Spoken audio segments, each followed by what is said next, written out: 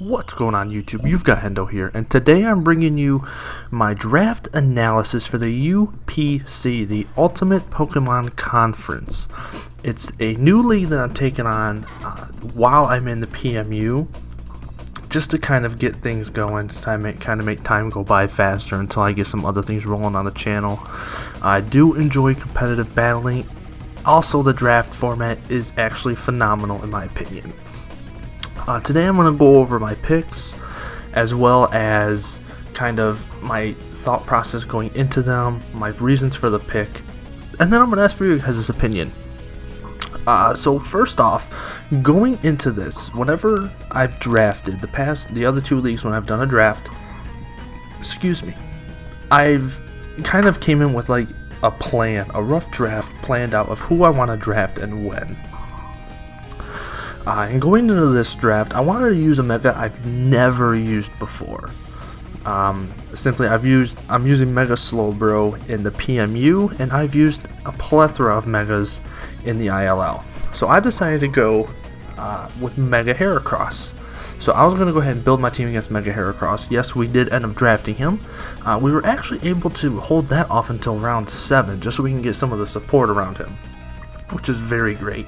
And the reason why I wanted to draft Mega Heracross is because I've never actually used a mon that can utilize Skill Link, which if you're not aware of what Skill Link does, any move that can hit a number of between 2 to 5 times always hits the maximum of 5. So you're always getting the maximum damage output between those moves. So with that, Heracross has access to Pin Missile and Rock Blast. Those are mainly the moves that you want to do. Pin Missile kind of for Bug Stab, Rock Blast to kind of hit any of the weaknesses that Heracross might be struggling against. And then he usually runs Close Combat as his fighting stab, but if you don't want the drawback of losing defense and special defense and you just want a straight sweep, he does have access to Arm Thrust too, which is stab, and you still hit the 5 times with Skill Link. Another great reason for Mega Heracross is his massive attack stat. It's base 185. Not many mons actually get that high, and if you pair that with Skill Link, a stab move, and if it is super effective, Heracross is set to sweep mid to late game, I would want to say, as long as his threats are out. And if you're also looking, I got the stats on the screen. It's got amazing natural bulk. It's got 80 on the hit points, yeah, but it's got 115 on the defense and 105 on the special defense. That means this thing is taking hits as long as of course there are certain circumstances, but this thing can take hits to defend for itself. Now its speed tier isn't the best, it's 75, and it's actually less than its non-Mega Heracross form. Give me 1 second. Sorry, I had to take a drink. So what I wanted to do with Heracross, I wanted to draft fast mons that can check his speed, as well as mons that can kind of manipulate speed, whether on my end with Tailwind or my opponent's end with Sticky Webs. So with my tier 1 pick, I actually went with Excadrill, which in my opinion is one of the best rapid spinners out there, if not the best. Rocks and any sort of hazards are can really whittle down on Heracross. Rocks is actually neutral, so it takes, I'm pretty sure, 20. No, it doesn't take 25. It takes an eighth. Yeah, it takes an eighth of damage, and if that keeps racking, that can rack up really fast. Spikes, if somebody's lucky enough to get 3 layers of spikes, that's 25% gone. And that really takes away from Heracross's bulk. So I went ahead and went with one of the best rapid spinner. It also resists something that Heracross is 4 times weak against, which is a flying type. Brave Bird spam is real in draft format. Mons will have it. They will bring it unexpectedly. It will body Heracross, so it does resist that. It is also a rock setter, so you're gonna see in my other picks, it kind of takes the pressure off who I want to bring with rocks that week. You can also run it as a sweeper, scarf if you want to outspeed certain things, or band if you just want to hit hard and you're not worried about outspeeding because you can live a couple hits. You can also have it switch into an earthquake if you have it holding air balloon, but I'll leave those sets to for you to see it in action. And one of the main reasons he sticks out is his ability Mold Breaker. Now, the only thing that an earthquake can miss on an Excadrill are flying types. That means if somebody tries to switch in on a Levitate, or with a Levitate user, for example Rotom, Earthquake will hit it. So with that, now with these two in mind, I only have Excadrill draft at this time. With these two here, another main weakness I have is fire. And going into round 2, I really wanted a decent water type, bulky water type, and I was going between Milotic and Suicune. Mainly going towards more Milotic because it has access to recovery, but Milotic got sniped, so the next best, I didn't want any other good water types to get sniped, so I went with Suicune. Suicune is actually one of my favorite and great bulk and a great wall. It's got 100 base HP, 115 defense, and 115 special defense. So you can run this thing either a mixed wall, physical wall, special wall, either way. And the 90 in the special attack means it can still pack a punch. With 85 in the speed, that's a pretty decent speed tier that it's in.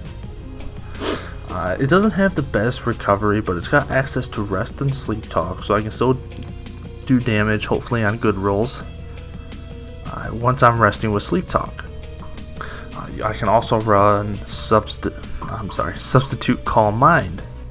And another main reason why I didn't have a problem drafting this was because it has access to Tailwind, which, if you remember me saying earlier, as long as Heracross can outspeed things, whether it be Tailwind or people switching in onto sticky webs, lowering their speed, Heracross is going to do phenomenal.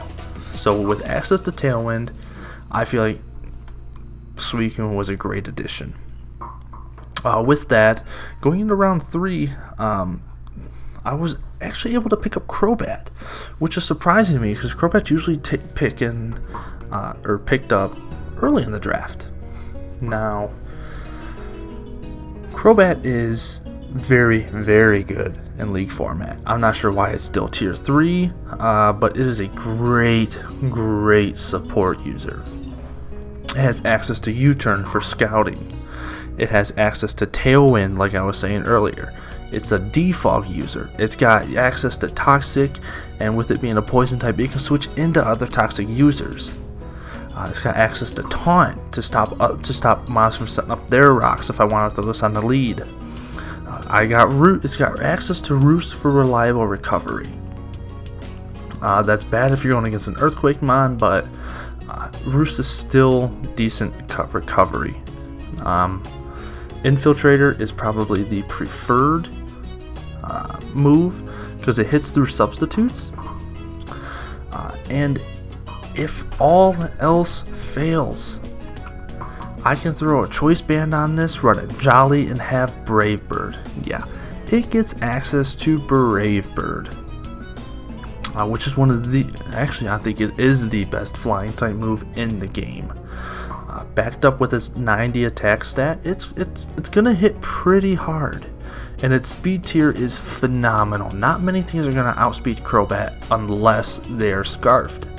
And if you're scarfing to try and outspeed a Crobat, you're probably going to lose that match anyway. So I feel like it's really great. It's got decent natural bulk as well. 80s in the defenses and 85 in HP. So with the decent bulk it has, it can take a couple hits, roost up, set up, I don't know, it even has, does it? Yeah, it even has access to, oh, never mind. It doesn't. I don't know what I was thinking about. But it does also have Whirlwind if I wanted to phase out with rocks. And if I'm having trouble with mons, I can throw Super Fang on there to kind of whittle it down that way as well. Now, my next pick, I went ahead and went with Rotom Heat. Now, I have Rotom Heat in the PMU, and it's actually been doing very well. One week I ran it as a wall, kind of bulky, and the next week I ran it as a scarf user. Rotom Heat, it doesn't have the most depth of, it doesn't have the most, its move pool isn't the deepest, and its stats are decent as well. It's got 107 in the defenses, and it may have 15 the HP, but you usually just throw max HP in there anyway. And 105 special attack means it's going to hit hard, and an overheat is going to do some damage to mons that don't resist it. It's got 86 on the speed, which usually if you scarf something, it's going to outspeed, I'm pretty sure, base 95s. As long as those aren't scarfed, obviously. But he's got access to Volt Switch, which gives me a Volt Turn Core between Crobat and Rotom Heat. He's got access to Will-O-Wisp. Most of my mons you're going to see are kind of specially bulky, aside from the ones that I've already mentioned. So whittling down the physical side of mons and those that actually set up and are wall breakers that people are bringing in is definitely going to do well.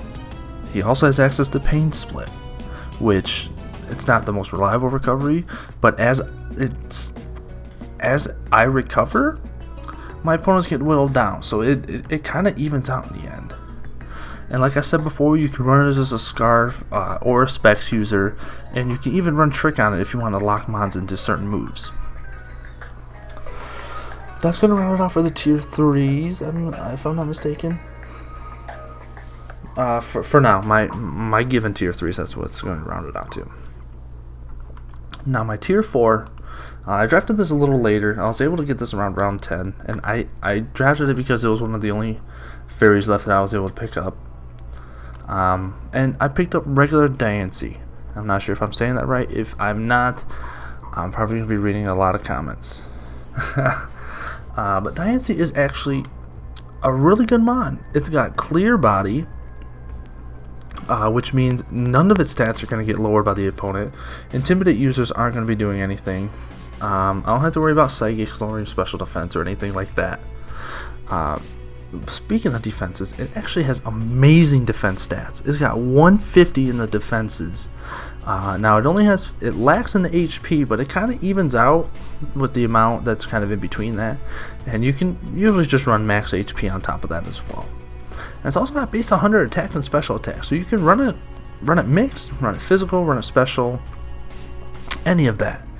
Like I said, its speed is actually ass. It's one of the worst speeds on the team, but he has access to Trick Room, so people might not see it coming unless you're watching the video, and then you're gonna have to take notes.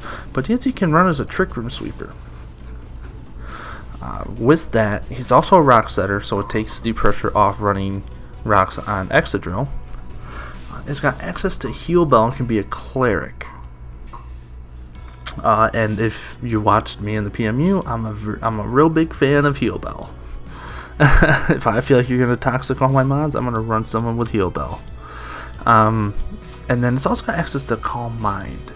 Now I'm not sure. Let me look over its move pool real quick. But usually you want to run this thing special because of the fact it has access to Calm Mind. Yeah, it doesn't have access to any attack boosting moves. Now that I'm looking, no, it does not. But that possibility is still out there to run it physical if you absolutely need to.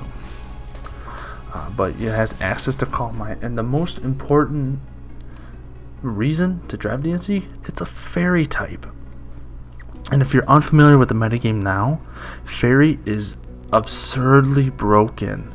It's got a couple weaknesses in steel and poison. Yeah, steel and poison are its only weakness.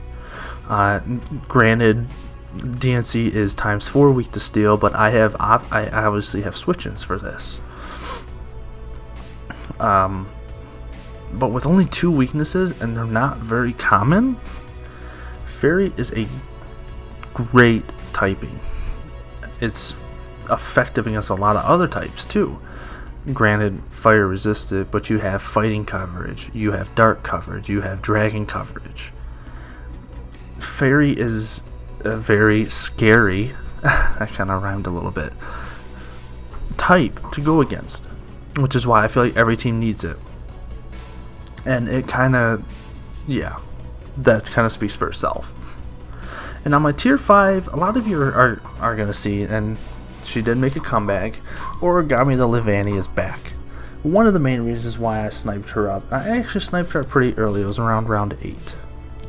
I sniped her up early, main reason, Sticky Web. Somebody had already gotten Galvantula, and I didn't feel like wasting a tier 3 on a Sticky Webs user.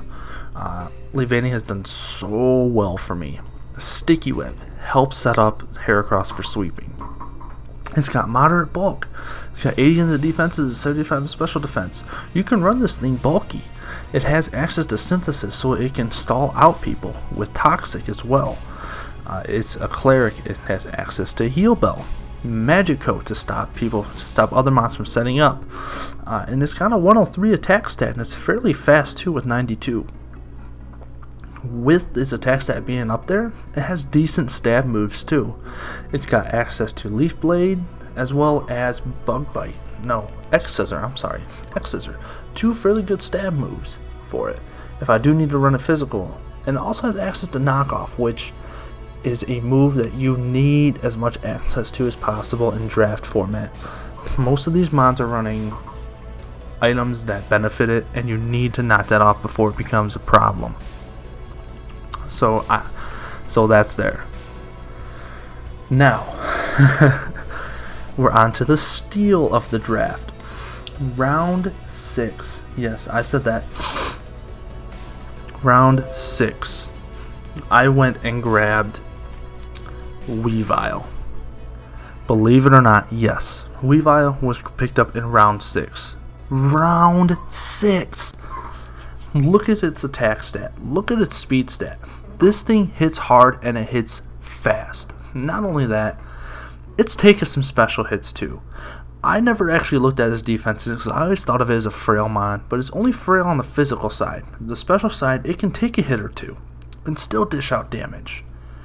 You can run it with a Life Orb, Jolly Life Orb, Adamant Life Orb, but my same reason with running it with this speed tier as like Crobat, if they're trying to outspeed the Weavile and they're scarfing mons that shouldn't be scarfed, then they're probably going to lose that anyway, which is going to work in your advantage.